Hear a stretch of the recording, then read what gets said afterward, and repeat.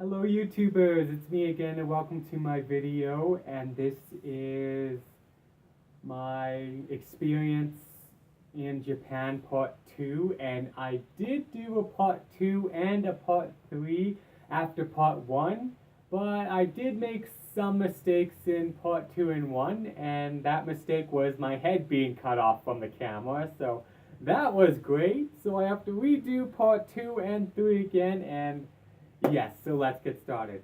So after I finished part 1, I said I was leaving Osaka, and we left Osaka and went to the train station and went to the Kyoto station.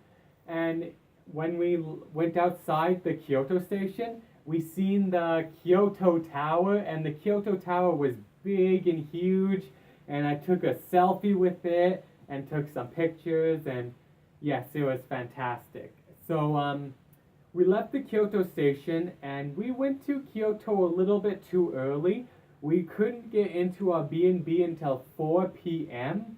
and we were like there at like 12 lunchtime or whatever. So we did walk around and got familiar with the area and went to our B&B but could not go in there yet. And about half a block away there was a garden, and this garden was huge. It took us a while to find the entrance because it was huge. So once we entered there was a cherry blossom tree and it was beautiful. Took some pictures, took a selfie because it was a cherry blossom tree.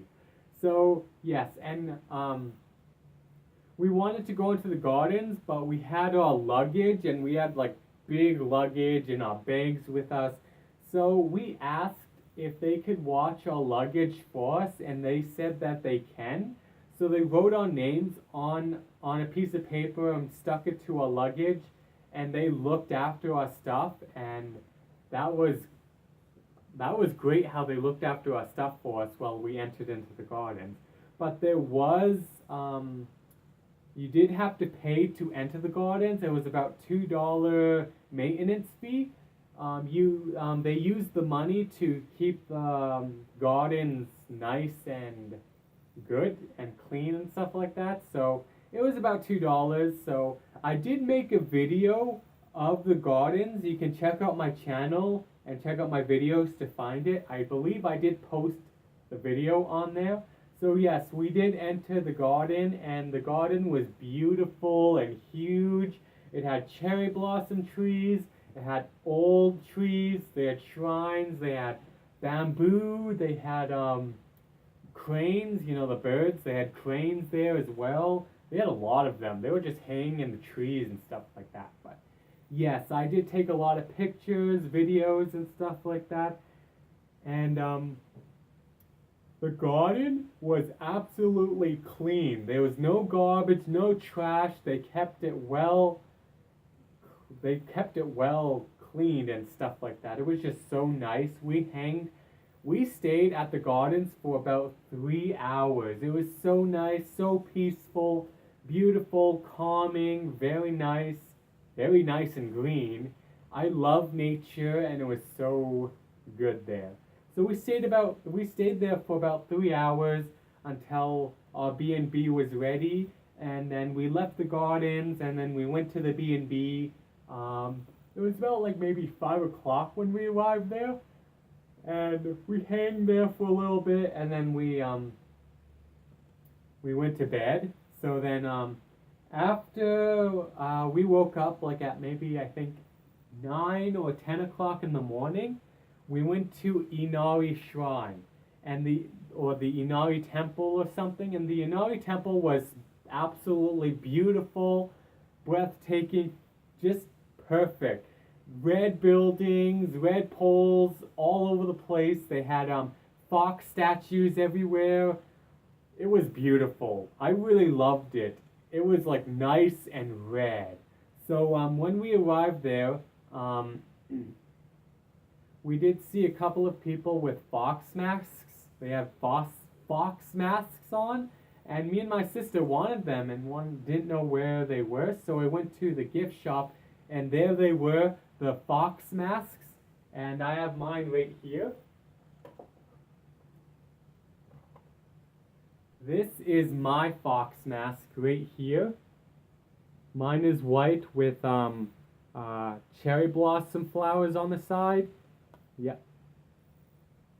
And I do know that this is a female mask, but I wanted it because it was beautiful and it had sakura flowers on it. So yes, it did take me and my sister a while to figure out how to put this on. You don't wear it like this. People actually wear it like this on the side of their head, like that. So yes, so this is how the people in the Inari Shrine wore theirs, is on the side of their head. So yeah.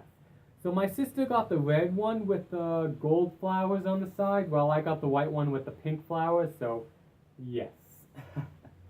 So then after me and my sister bought these, they were like $15 or 1,500 yen. But yeah. So then people started to come to us and ask where we got ours, and we just pointed where we got them. So yes. Sorry. So then after we bought them, we went up to the big building that had the bells on it. So I went up and put 200 yen in, and then rang the bell. It had the rope on, and I rang it, and then I prayed, but I'm not going to tell you what I prayed. So yeah. And the Inari shrines have all those poles, like 1,000 poles or something like that, and it had stairs. It goes all the way around the mountain, and it was a long hike, and to be honest, I could not make it. Yes, I couldn't make it all the way. I think I only made it 70% of the way, while my brother and sister made it all the way, I believe. I could not make it. It was just too much for me. I had to walk all the way down, and I met my brother and sister. I waited for them at the bottom. I just sat there and rest because there was just so much, and there was a lot of ambulances there, and I'm pretty sure people probably passed out or something because of it, because there were a lot of ambulances there. But yeah. I could have been one of them, but I stopped in time and head back down. But yeah, it was so nice. All the red poles and stuff like that. A lot of fox statues, and there was also a bamboo forest there. Oh, the bamboo, so nice and so green. Oh, I wish I could enter into the bamboo forest, but they had a fence, so we could not actually go in. It was a path, but it was breathtaking, very nice. So after we were done coming down from after they came and met me at the bottom, we went to the gift shops, and then my brother bought a mask. He bought the male one, and my brother went, "Oh yeah, this is the male one, you have a female one." And I went, "I know I have a female one, I know what I buy." So, yeah, and then we went to get some food. I think I did post a video of the Inari temple. I believe I did post a video, I think. And then after we ate, we went back onto the train and went back to the B&B. I think we arrived back at the B&B like at maybe 9 p.m. We went to 7-Eleven and got some food, and then went inside and fell asleep, and yes. So then the next day, sorry.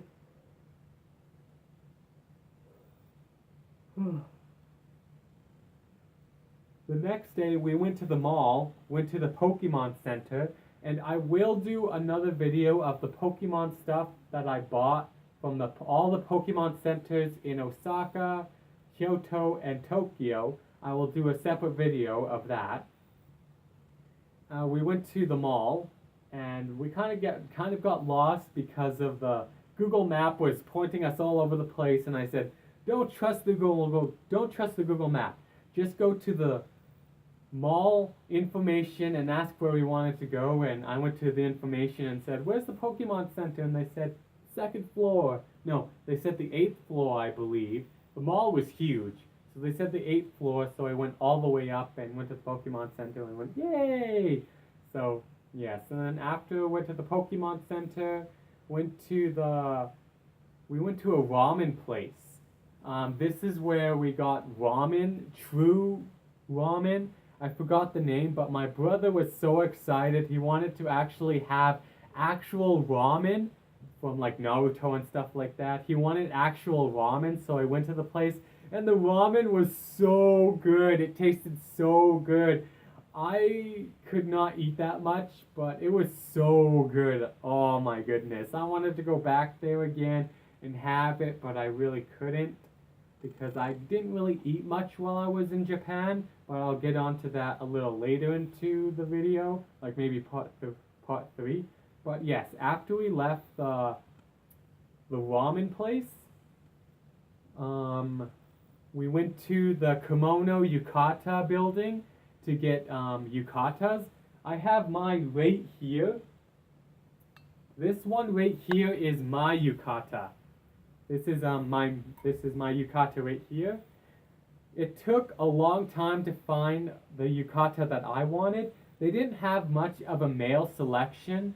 They didn't have much of a male selection for yukatas, and all of them were like dark blue, just dark blue and stuff like that. They didn't have not much of designs until I found this one. This one is like a light purple with another light purple with a dark purple. It's very nice. Very nice.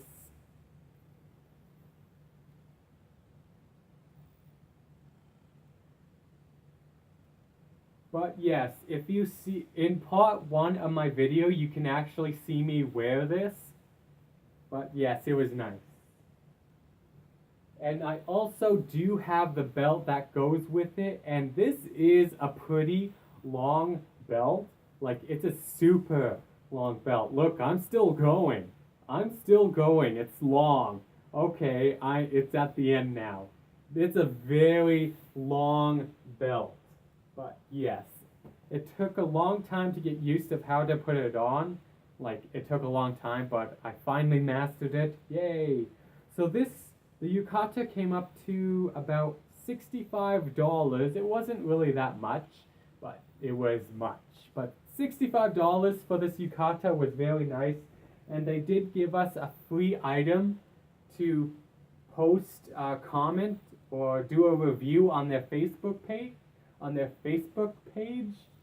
And I believe it's called Fuuka Kimono. Fuuka Kimono, Fuuka Kimono.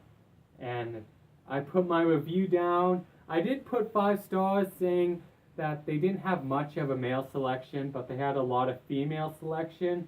And there were a lot of beautiful female kimonos, and I put a 5-star because of that, but not much of a male selection. So yes, so then we left and went back to the B&B, tried to put them on, and then me and my sister wore ours out. We went out to 7-Eleven to buy food, and we came back, and yes, so then that was the last day at the B&B in Kyoto, and